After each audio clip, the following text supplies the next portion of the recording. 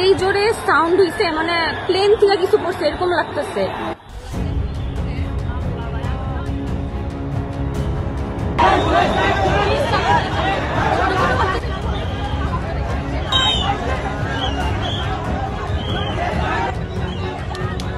হঠাৎ করেই বাংলাদেশ বিমান বাহিনীর একটি F-7 BGI প্রশিক্ষণ যুদ্ধ বিমান রাজধানীর ঢাকার উত্তরা দিয়াবাড়ির মিলস্টোন কলেজ ক্যাম্পাসে বিধ্বস্ত হয়ে আগুন ধরে যায়।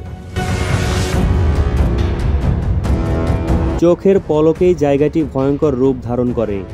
ISRP জানিয়েছে বিমানটি দুপুর 1:06 উড্ডয়ন করে এবং কিছুক্ষণ পরে কলেজ ক্যাম্পাসে এসে বিধ্বস্ত হয়। ঢাকা মেট্রোপলিটন পুলিশের উত্তরা বিভাগের ডেপুটি কমিশনার মহিদুল ইসলাম জানান, একটি ফাইটার জেট বিমান মিলস্টোন কলেজের একটি ভবনের সঙ্গে ধাক্কা লেগে বিধ্বস্ত হয়েছে। ফায়ার সার্ভিসের এক কর্মী জানিয়েছে, এই দুর্ঘটনায় অন্তত 8 থেকে 9 জন শিক্ষার্থী দগ্ধ হয়েছে বলে আশঙ্কা করা যাচ্ছে। দুর্ঘটনার পরপরই বিকট শব্দে চারপাশটা কেঁপে ওঠে। শিক্ষার্থীরা আতঙ্কে ছোটাছুটি করে।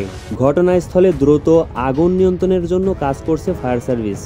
জেট বিমানটিতে থাকা পাইলটদের অবস্থা সম্পর্কে এখনও নিশ্চিত কোনো তথ্য জানা যায়নি।